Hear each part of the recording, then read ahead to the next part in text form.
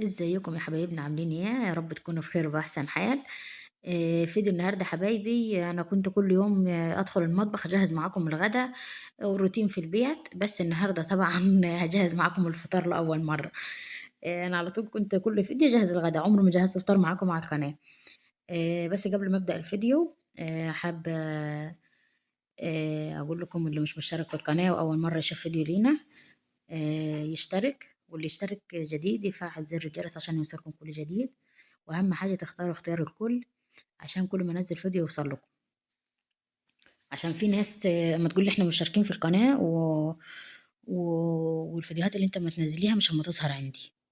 ده لازم يا حبايبي تختاروا اختيار الكل عشان كل ما انزل فيديو يوصل اشعار ليكم وتسمع الفيديو معانا.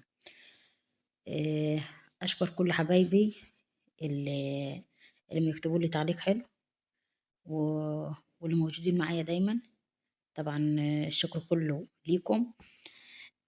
نبدأ كده في الفيديو على طول عشان ما اطولش عليكم اكتر من كده واصدعكم اكتر ما انا مصدعاكم. آه، انا حبيت اغير النهارده، قلت اعمل معاكم الفطار بس عشان هي ما تسهدوش مني يعني. روتيني في الغدا هو والروتينات هي اللي عندي، فقلت اغير معاكم مره كده واجهز الفطار. هو كان اليوم ده يا جماعه بصراحه الجو سقع، يعني سقع سقع. كان الجو بص خلاص النطرة كانت هتنطر والشمس مغيمة، وأنا باجي الفيديو ده أنا محبتش أعمل الاتنين مع بعض عشان ما يطولش عليكم وتسهدوا مني. عملته على جزئين، الجزء اللي أنا جهزت فيه الفطار وجزء تاني طلعنا فوق السطوح عشان نفطر. طبعا احنا الجو تلج والجو كان هوا جامد، يعني هوا بسقع، والشمس كانت تغيم شوية وترجع شوية. قلت نطلع في الشميسة فوق، وبرضه هتلاحظوا في الفيديو اللي بعد ديتي اللي هنزله لكم، يعني ديتي ما هينزل النهارده تاني يوم على طول هينزل لكم الفيديو واحنا فوق. برضه قلت اغير معاكم كده الفيديوهات ونتدفى شوية فوق، والحمد لله أول ما طلعنا الشمس غيبت. يعني كان يوم حلو الحمد لله، سقعنا أكتر ما احنا كنا مسقعين، يعني ما تدفناش في الشمس الحمد لله، تلجنا عشان الجو كان هوا جو. يا دوبك فطرنا، انا كنت ناويه اقعد شويه، انا ما كانش ورايا حاجه كده وقلنا نتدفى فوق احسن في الشميسه. يا دوبك فطرنا ونزلنا. بس الفيديو اللي بكلمكم عليه هينزل بعد الفيديو ده على طول.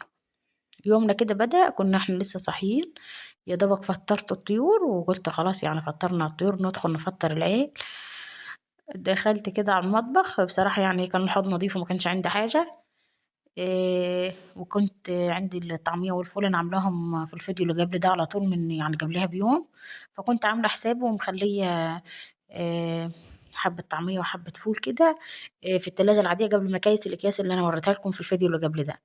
يعني أنا في أكياس بتاع التلاجة كده كيستها دي شيلتها في الفريزر على طول أطلع منها عند الطلب، لكن كنت مخلية شوية كده في التلاجة العادية بعيد عن الفريزر يعني. قلت دول نستعملهم على طول. برضه لما اخلي حاجه كده انا اما احطها برضه في علبه يكون غطاها كويس تقفل كويس عشان بس الحاجه ما تكرفش في التلاجة او هي ريحتها يعني تطلع في التلاجة. طول ما مواظبين على الحاجات اللي تكونوا هتشيلوها في التلاجة وكلها ريحة نفاذة، يعني زي في حاجة فيها توم فيها بصل، زي ريحة الجوافة، الحاجات دي حطوها في علبة تكون غطاها حلو حتى لما تحطوها في التلاجة العادية ما تعملش ريحة بره. طول ما انت مواظبة على كده عمرك ما هتشم ريحة مش حلوة في التلاجة بتاعتك. يعني انا اديكم شفتوا انا رصيت معاكم التلاجة قبل كده اي اكلة ما يفيض مني لو حاجة قليلة في علبة تكون غطاها كويس، تقفل كويس يعني، واروح احطها في التلاجة حتى لما يكون في اكل فايض وانا مش مثلا مش حابة اكله دلوقتي وخلاص يعني آه، احطه في الفريزر. برضه احطه في علبة كده يكون غطاها كويس واروح احطها في التلاجة، مش هتكرف ولا تعمل اي حاجة. محدش يسألني يعني تكرف، يعني تاخد ريحة من ريحة الاكل الباقي اللي حواليها. طبعا انتوا عارفين اي حاجة ما تاخد ريحة تاني من الاكل فطعمها مش هيبقى حلو ولا ريحتها، حتى لو عاملاها وكانت حلوة خالص لو حطيتيها وريحتها جت فيها ريحة اي اكل تاني ولا ريحة الجوافة ولا الكلام ده كله آه، هتبقى مش لطيفة. البطاطس دي مش بايظة يا حبايبي، بس هي جواها يعني شايفين هي اصلا دي قشرية بس قشرية داخلة لجوه، فانا محوشتها كده بالسكينة وكده كده يعني عادي الحاجة دي كده كده انا مش مرميها. بعد ما اخلص اللي ورايا كده آه، يعني بص انا لما ادخل المطبخ كان فطار ولا غدانا وانتوا عارفين على طول، انا قلت لكم قبل كده وشفتوا معايا في الفيديوهات ان انا لازم اطلع من المطبخ يكون نظيف ما فيش اي حاجه. صدقوني كل يوم يعني اجهز فطار اجهز غدايا. لازم بعد ما اخلص المواعين تتغسل والبوتاجاز يتمسح كل يوم كل يوم كل يوم. يعني بصوا ما نمشي غير لما يكون الحوض نظيف. آه، فاخد الاكل ده كله كده واقطعه بالسكينه للطيور. يعني كده كده الحاجه دي انا مش مرميها، يعني عادي لا اي حاجه زي كده. اما اجمعهم كده واجي بعد الغدا، خلاص الاكل اللي فاض مننا في الغدا على الاكل اللي فاض مننا في الفطار على الحاجات اللي انا خدتها من تجهيز الفطار والغدا، واروح مخرطاها كده واعمل اكله حلوه للطيور، احطها لهم مش اما تكمل حاجه احسن ما تترمي. انتوا عارفين انا حتى قشر البرتقال وقشر الاسفند والكلام ده كله وقشر الموز انا ما اقطعه لهم برضه او اقصه بالمقص حتت صغيره خالص واديه لهم ياكلوه. يعني احنا مستفيدين والطيور مستفاده. هنا انا كنت خرطت البطاطس معاكم. فطارنا سهل كده وخفيف، وطبعا احلى فطار تفطريه الفطار الشعبي ده. هو صدقوني سد علينا فطار وغدا عشان ما ابقاش كدابه. هنا بتروخه كان عايز مام ورحت عطيها حته عادي، يعني محدش يقول لي ما توكلها له نيه. حلوه مش وحشه مفيده. إيه، هنا كنت زي ما قلت لكم خرطت البطاطس ورشيت عليها ملح، وكنت انا اصلا يعني مجهزه كل حاجه حواليا فما عوقتش يعني. انا بديت معاكم كده يا حبايبي الفيديو قلت يا بس اغير لكم الروتين بتاع كل يوم. نشجع بعض كده، الاكله دي تفتح النفس، يعني انت وانت متجعانه هتاكليها. بس انا بصراحه سبحان الله يعني ما احبش اقعد كده واكل بيها كغمز يعني. احب اعملها سندوتشات مش عارفه ليه. لو حسيت ان انا غمست ما اعرفش اكل، لكن اعملها سندوتشات اكل هاكل كتير كمان سبحان الله. هو الاكل وهو العيش. وخصوصا لما يكون العيش اللي الضله او العيش المنططه او المرحرح زي ما تقول. هنا كنت مشغله صينيتين. واحدة هاجل فيها طعمية، دي برضه الطعمية اللي عملتها معاكم من امبارح. الحبة دول كنت شايلاهم في التلاجة كده، وكنت مغطياهم على فكرة، وكنت حطاهم جوا كيس كبير وربطاه عشان ما يعملش ريحة في التلاجة. عشان انتوا عارفين الطعمية انا حطيت فيها بصل كتير وتوم، فما كانش يعني هتخلي ريحة التلاجة لطيفة.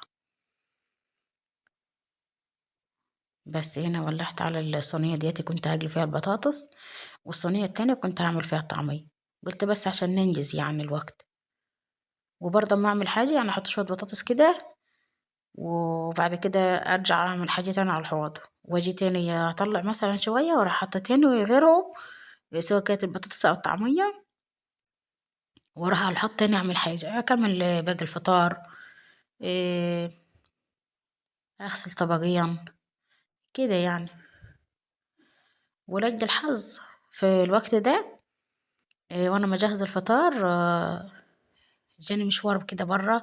اتصلوا بيا اتصلوا بيا اهلي وهم يقولوا لي احنا رايحين مشوار هتروحوا معانا. قلت لهم ايوه هروح.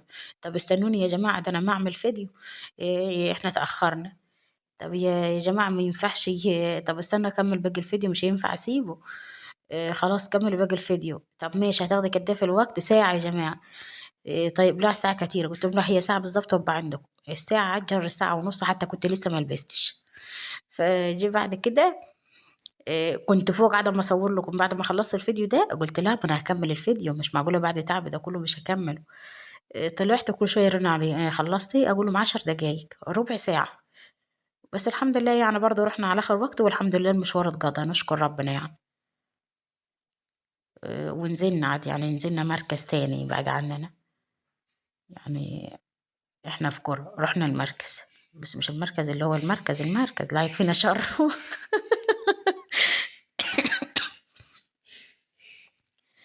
آه، هنا بصوا كنت مشغل على الاتنين شايفين شكل الطعمية وريحتها بصوا كانت قلب الدنيا.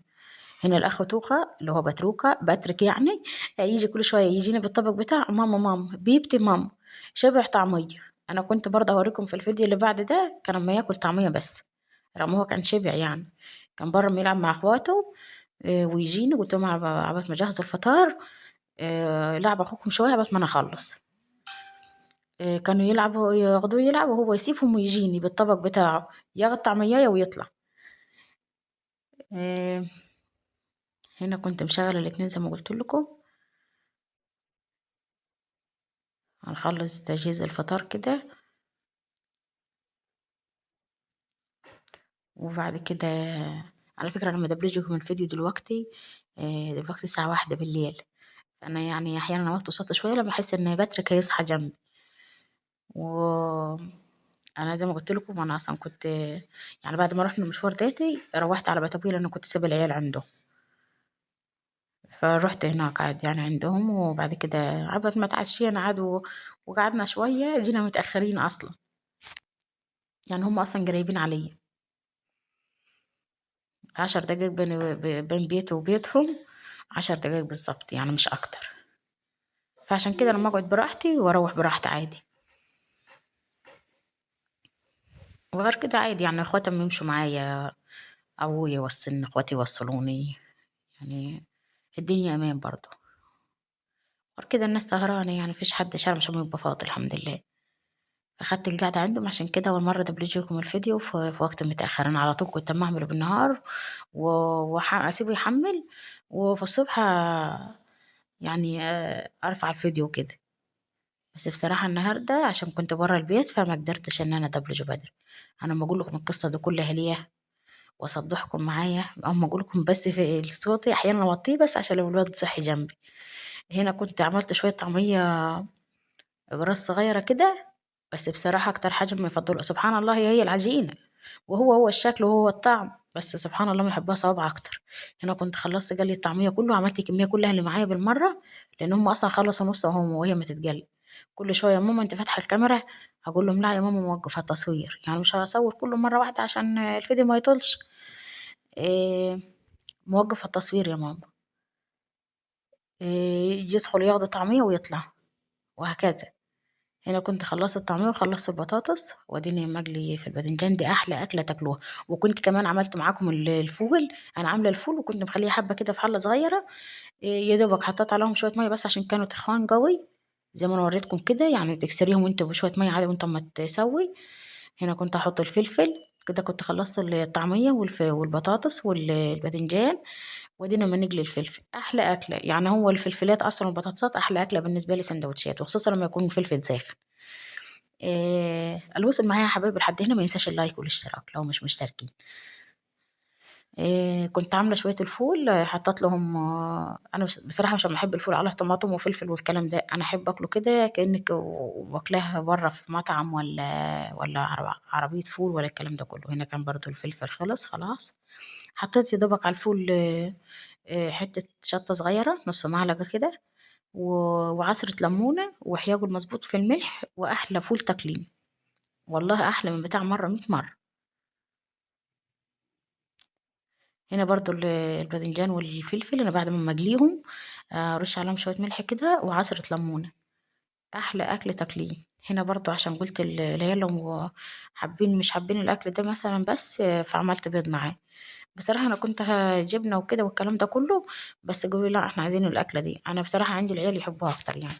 هنا قلت لهم 3 بيضات، ده البيض برضو بتاع الفراخ اللي عندنا. انتوا عارفين انا جايبه الفراخ الحمراء البياض اللي هي اللهمان. آه، فالبيض بتاعها احمر كده وحجمه كبير كده. دي كانت يعتبر اخر حاجة في الفطار بتاعنا. شايفين لونها من جوه اصفر ازاي، عاملة منها الحاجة بتاعت العيد بصراحة روعة، حلوة قوي. انا كنت بحب اقولهم كده احيانا لما يكون مثلا مش عايزينه مقلي في سمن كده، سمن بلدي ده برضو، اما يسلقولهم بس السلق عادة ما يستسهل وكل واحد ياخد سندوتش وما تدوريش عليهم تاني عادي. هم نفسهم مش عايزين ياكلوا يعني ما يقعدوش ياكلوا على حيلهم، لا كل واحد سندوتش كده وهم يلعبوا. هم شايفين داخلين طالعين. طبعا الكاميرا ما جايبهمش كاملين بس عادي يعني كانوا مجهزوا معايا الفطار، كانوا في الوقت ده ما يطلعوا الحاجة اللي هم عايزينها فوق. ويا ماما ايوه هنطلع فوق ونفطر فوق وفرحانين في الشمس والكلام ده كله. اول ما طلعنا راحت مغيم. انا بعد الفيديو ده على طول مخليه لكم فيديو تشوفوه احنا فوق كده يا حبايبي. ده كده كانت اخر حاجة معايا في الفطار، وكده الفيديو بتاعي خلص. واتمنى الفيديو يكون عجبكم ويكون خفيف على قلبكم. وانا حبيت اغير لكم النهارده المنظر هو والروتينات هي، فقلت اخدكم معايا كده جولة بعد الفطار. بس مرضيش اكمل الفيديو كله على بعضيه عشان بس ما يبقاش طويل عليكم وتسهدوا مني. اللي عنده بصوا بعتلك يا جماعة شايفين ده شكل الفطار بتاعنا ازاي يفتح النفس. وطبعا لازم طول ما فيه فول وطعمية لازم يكون في بصل اخضر. احلى اكل. يعني لو حبة الفول دول وحبة الطعمية والبصلاية، يعني بلاش العك ده كله، هتبقى احلى اكلة برضه.